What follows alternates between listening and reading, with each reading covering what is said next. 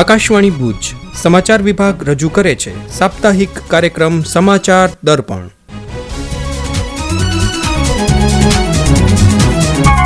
સૌપ્રથમ નજર કરીએ આજના અંકમાં સામેલ મહત્વના સમાચારો પર.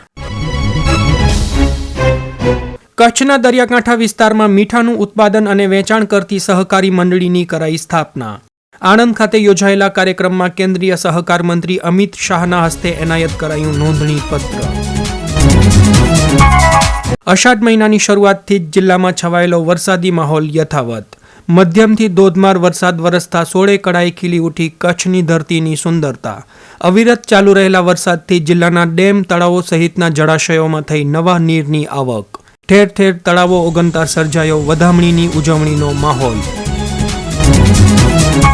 જિલ્લાની સરકારી ઉચ્ચતર માધ્યમિક શાળાઓમાં નવા 293 શિક્ષણ સહાયકોને એનાયત કરાયા નિમણૂક પત્ર. ભુજમાં રમાયેલી 54મી સિનિયર મહિલા હેન્ડબોલ ચેમ્પિયનશિપની ફાઇનલમાં ગુજરાતને હરાવી પંજાબની ટીમ બની વિજેતા. અને જિલ્લા કાનૂની સેવા સત્તા મંડળ દ્વારા આગામી 12મી જુલાઈએ જિલ્લાની તમામ અદાલતોમાં યોજાશે રાષ્ટ્રીય લોક અદાલત.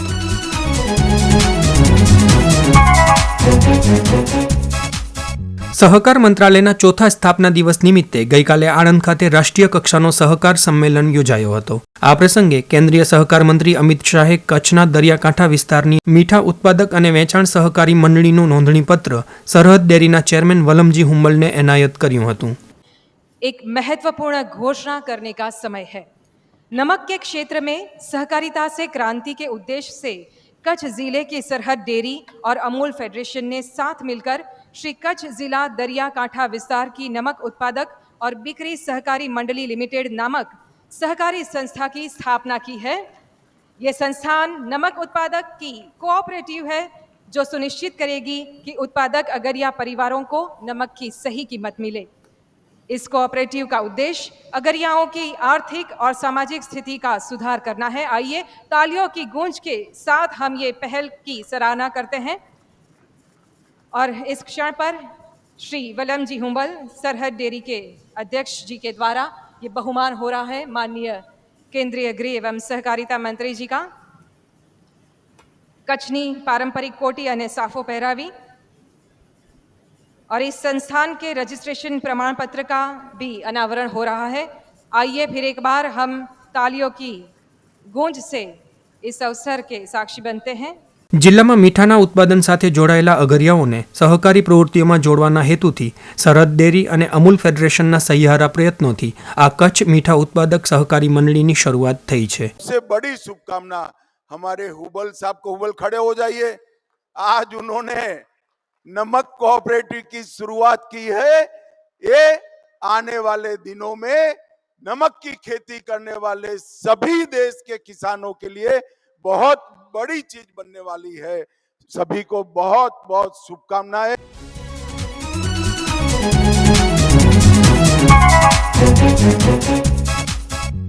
અષાઢ મહિનાની શરૂઆતથી જ જિલ્લામાં છવાયેલો વરસાદી માહોલ યથાવત રહ્યો છે. ભુજ, માંડવી, અંજાર, ગાંધીધામ, રાપર, ભચાઉ, બન્ની સહિતના અનેક વિસ્તારોમાં મધ્યમથી ધોધમાર વરસાદ વરસતા કચ્છની ધરતીની સુંદરતા સોળે કળાએ ખીલી ઉઠી છે અને ચારે બાજુ લીલીછમ જાજમ પથરાઈ છે. અવિરત ચાલુ રહેલા વરસાદથી જિલ્લાના ડેમ તળાવો સહિતના જળાશયોમાં નવા નીરની આવક થઈ છે અને ઠેર ઠેર તળાવો ઓગનતા વધામણીની ઉજવણીનો માહોલ સર્જાયો છે. સારા વરસાદને પગલે ખેતી માટે અનુકૂળ વાતાવરણ સર્જાતા નવા આશાવાદ સાથે ખેડૂતો વાવણી માટે ખેતરોમાં ઉતરવાની તૈયારીમાં લાગ્યા છે. ચાલુ સિઝનમાં અત્યાર સુધી પડેલા કુલ વરસાદની વાત કરીએ તો ગાંધીધામ તાલુકામાં 373 મિલીમીટર, નખત્રાણામાં 359, માંડવીમાં 341, મુન્દ્રામાં 327 અને ભુજમાં 331 મિલીમીટર વરસાદ સાથે આ 5 તાલુકાઓ સૌથી મોખરે રહ્યા છે. જ્યારે રાપરમાં 230, અંજારમાં 193, ભચાઉમાં 188, લખપતમાં 179 અને અબડાસામાં 135 મિલીમીટર વરસાદ નોંધાયો છે. વિવિધ વિસ્તારના ખેડૂતો સહિતના ગ્રામ્ય વિસ્તારના સમાચાર મિત્રોએ આકાશવાણી સાથેની વાતચીતમાં વરસાદ અંગે પોતાનો રાજીપો વ્યક્ત કર્યો હતો. સૌપ્રથમ સાંભળીએ અબડાસા તાલુકાના ડુમરાથી જયેશ ગોસ્વામીને.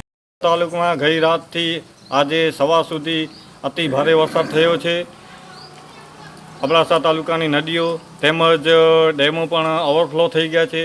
અબડાસાનો મહત્ત્વનો ડેમ કંકાવાટી ડેમ તેમજ બેરાચા ડેમ ઓવરફ્લો થઈ ગયો છે ને એ ડેમમાંથી નીકળતી નદીઓ પણ બે કાંઠે વહી રહી છે.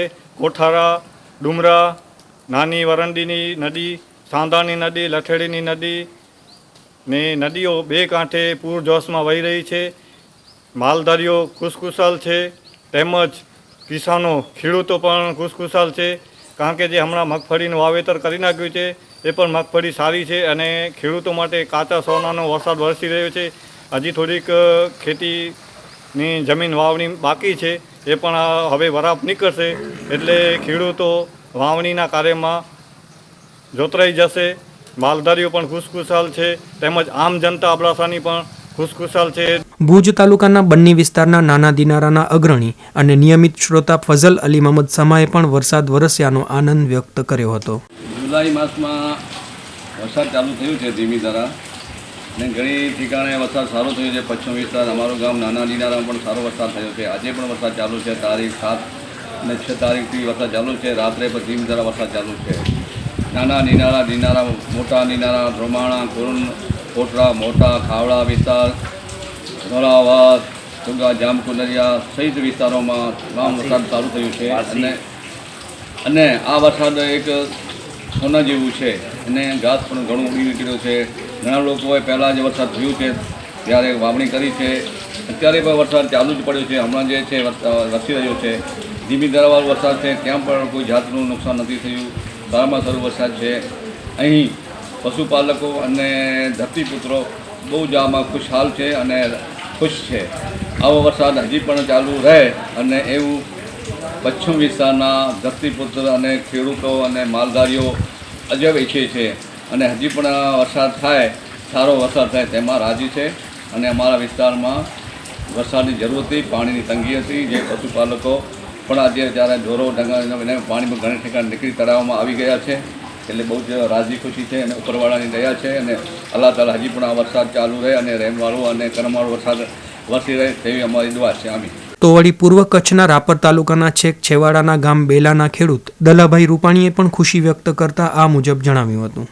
તાલુકાના બેલા ગામથી દલાભાઈ રૂપાણી ખુશી સાથે જણાવવાનું કે અમારા વિસ્તારમાં છેલ્લે લાંબી રાહ જોવરાયા પછી સારો એવો વાવણી લાયક વરસાદ થઈ ગયો છે.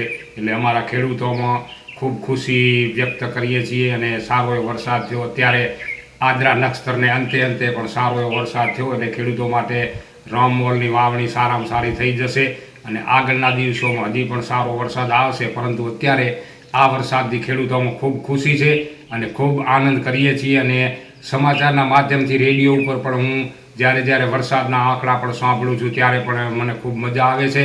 ને અમારા વિસ્તારમાં સારો એવો આજુબાજુના રાપર તાલુકાના બધા ગામડામાં સારો એવો વાવણી લાયક વરસાદ થઈ ચૂક્યો છે. એટલે ખેડૂતોને વાવણી લાયક સારો વરસાદ થાય એટલે ખુશી હોય અને પશુઓ માટે પણ થોડા ઘણા ખેત તલાડીઓ પાણી આવે એટલે પશુ માટે પાણી અને ઘાસચારો પણ સારો એવો ઉગડી નીકળ્યો છે. એટલે પશુપાલકોમાં ખુશી અને ખેડૂતોમાં ખુશી અને સદાને માટે ભગવાન આવું વરસ પાણી અને વરસાદ સારા આપતા રહે એવી સૌ ખેડૂત ભગવાન પાસે પ્રાર્થના કરીએ છીએ.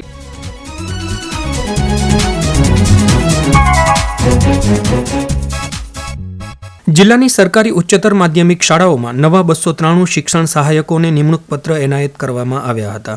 ભુજની ઓલ્ફ્રેડ હાઈસ્કૂલ ખાતે નિમણૂક હુકમ આપવાના યોજાયેલા આ કાર્યક્રમમાં શિક્ષણ સહાયકોને સાંસદ વિનોદ ચાવડા સહિતના અધિકારીઓએ શુભેચ્છાઓ પાઠવી હતી. સાથે જ નિમણૂક પામનાર શિક્ષકો દ્વારા વિદ્યાર્થીઓના ઉજ્જવળ ભવિષ્યનું નિર્માણ થશે તેવી લાગણી વ્યક્ત કરાઈ હતી. રાજ્ય સરકાર દ્વારા શિક્ષણ વિભાગ દ્વારા આજે ઉચ્ચતર માધ્યમિકના શિક્ષકોની જે ભરતી થવા જઈ રહી છે જેના ભાગરૂપે કચ્છ જિલ્લાની અંદર આજે હુકમ નિમણૂક પત્ર આજે આપવામાં આવ્યા હતા અને કુલ મળીને 293 ઉચ્ચતર માધ્યમિકના શિક્ષક મિત્રોને આજે હુકમ આપવામાં આવ્યા છે.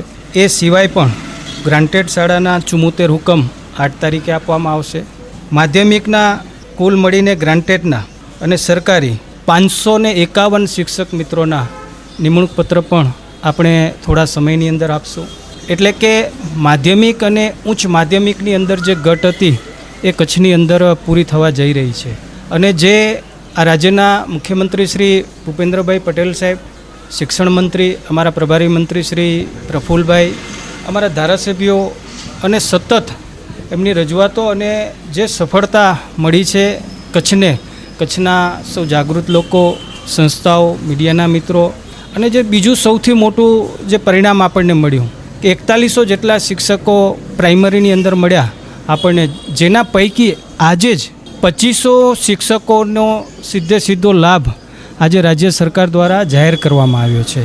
અને ત્યારબાદ રહેતા બીજા 1600 શિક્ષકો જે પણ ટૂંક સમયની અંદર એની પણ ભરતી થઈ જશે, એમની પણ નિમણૂક મળી જશે. અને આ 4100 જે શિક્ષકો છે એમની ભરતી જેઓ કચ્છની અંદર થશે તો એમની નિવૃત્તિ પણ કચ્છની અંદર જ, એવો પણ રાજ્ય સરકારનો પરિપત્ર છે. આજે જે નિમણૂક પામ્યા છે એમને પણ અમે વિનંતી કરી છે કે આપ સૌ વધુ સમય કચ્છની અંદર કચ્છના શિક્ષણને આપ દીપાવો. એમને હૃદયપૂર્વકની શુભકામના પાઠવું છું.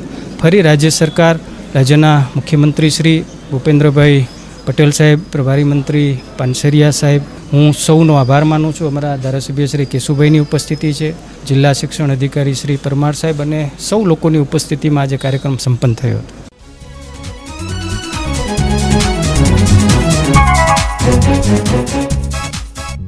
ભુજમાં રમાયેલી 54મી સિનિયર મહિલા હેન્ડબોલ ચેમ્પિયનશિપમાં પંજાબની ટીમ વિજેતા બની, જ્યારે ગુજરાતની ટીમ રનર્સઅપ થઈ છે. ભુજની આરડી વરસાણી વિદ્યા સંકુલના વિશાળ મેદાનમાં રસાકસી ભર્યા ફાઇનલ જંગમાં ગુજરાતને હાર આપી પંજાબની ટીમે આ ખિતાબ જીત્યો હતો. કચ્છમાં પ્રથમવાર મહિલાઓ માટે યોજાયેલ આ રાષ્ટ્રીય કક્ષાની હેન્ડબોલ સ્પર્ધામાં 28 જેટલી ટીમોએ ભાગ લીધો હતો. ગુજરાતની ટીમના કેપ્ટન મહિમા પટેલે આકાશવાણી સાથે વાતચીત કરી હતી.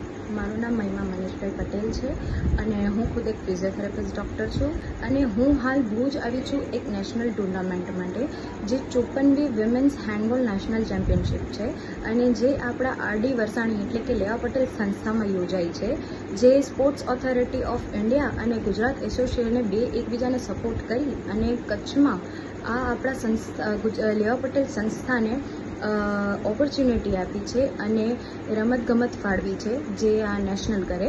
અને જે નેશનલમાં બહુ બધી ટીમે પાર્ટિસિપેટ કર્યું છે, જેમ કે 600 જેવી છોકરીઓએ તેમાં પાર્ટિસિપેટ કર્યું છે.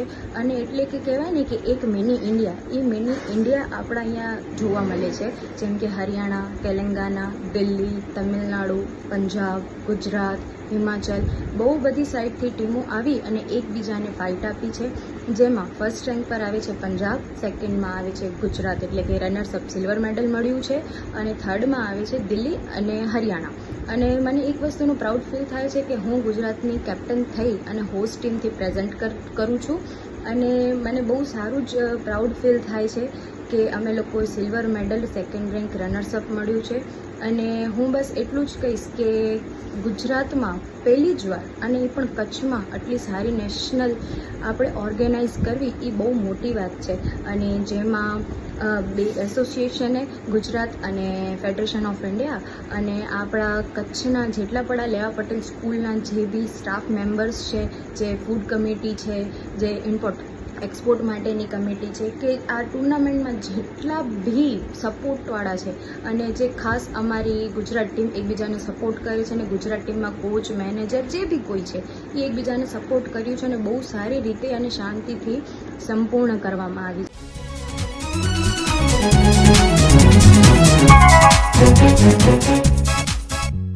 જિલ્લા કાનૂની સેવા સત્તા મંડળ દ્વારા આગામી 12મી જુલાઈએ શનિવારે જિલ્લાની તમામ અદાલતોમાં રાષ્ટ્રીય લોક અદાલત યોજાશે, જેમાં પડતર કેસો સમાધાન માટે મૂકવામાં આવશે. આ અંગે ન્યાયાધીશ BN પ્રજાપતિએ વધુ માહિતી આપી હતી. આગામી તારીખ 12/7/2025 ને શનિવારના રોજ સમગ્ર દેશની અદાલતોમાં લોક અદાલતનું આયોજન થવા જઈ રહેલ છે. કહેવું જરૂરી છે કે નાલસા એટલે કે નેશનલ લીગલ સર્વિસ ઓથોરિટી, નામદાર સુપ્રીમ કોર્ટ ઓફ ઇન્ડિયા અને state legal service authority, Gujarat high court અમદાવાદની અનુસરામાં કચ્છ જિલ્લાની તમામ અદાલતોમાં પણ લોક અદાલતનું આયોજન થવા જનાર છે. અને આપણા જિલ્લાના મુખ્ય જિલ્લા ન્યાયાધીશ અને ચેરમેન શ્રી જિલ્લા કાનૂની સેવા સત્તા મંડળના અધ્યક્ષ શ્રી મહેડા દિલીપ P.ના માર્ગદર્શન અને અધ્યક્ષતામાં મેગા લોક અદાલતનું આયોજન થવા જઈ રહેલ છે. લોક અદાલત એટલે લોકોની અદાલત અને એમાં જે સમાધાન થઈ શકે એટલે કે સમાધાનની પાત્ર હોય, કાયદા દ્વારા સમાધાનની પાત્ર હોય એવા કેસો લોક અદાલતમાં મૂકવામાં આવે છે અને બંને પક્ષકાર ભેગા થઈ અને સમાધાન નક્કી કરતા હોય છે. તારીખ 12/7/25ની લોક અદાલતના દિવસે ગુજરાત રાજ્યની વડી અદાલતના આદેશ અનુસાર મેજિસ્ટ્રેટ કોર્ટો જે છે એ મેજિસ્ટ્રેટ કોર્ટોમાં સ્પેશિયલ સિટિંગનું પણ આયોજન કરવામાં આવેલ છે અને આ જે મેજિસ્ટ્રેટના સ્પેશિયલ સિટિંગમાં ફોજદારી કેસો પણ એવા કેસો કે જે નાના કેસો કહેવાય અને એમાં સામાન્ય દંડથી નિકાલ થઈ શકે તેવા કેસોનો પણ મૂકવામાં આવનાર છે અને એવા કેસોમાં આરોપી પોતે કબૂલાતથી કેસનો નિકાલ કરી શકે તેમ છે. તદુપરાંત એ પણ ઉલ્લેખ કરવો જરૂરી છે કે લોક અદાલતના દિવસે કોર્ટની સમક્ષ પડતર છે એવા કેસો સિવાય પણ જે કેસો કોર્ટ સમક્ષ આવેલા નથી એવી તકરારો કે જેમાં પીજીવીસીએલની રિકવરી હોય, બેંક રિકવરીના કેસો હોય, ચેક રિટર્નના કેસો હોય, મિલકતના કેસો હોય, એવા કેસો પણ લોક અદાલત અગાઉ કન્સિલેશન કરી અને લોક અદાલતના પ્રી લિટિગેશનમાં મૂકવામાં આવે છે અને આ કેસોનો પણ આ તકરારોનો પણ લોક અદાલતમાં નિકાલ કરવામાં આવે છે. આ તબક્કે મિત્રો એટલું કહીશ કે લોક અદાલત સંદર્ભે કોઈ પણ માહિતીની જરૂર હોય તો DLSA ભુજ અથવા તો કચ્છ જિલ્લાની કોઈ પણ તાલુકા કાનૂની સેવા સમિતિ એટલે કે કચ્છ જિલ્લાની કોઈ પણ તાલુકાની કોર્ટમાં TLSCમાં જઈ સંપર્ક કરી વધુ માહિતી મેળવી શકે તેમ છે.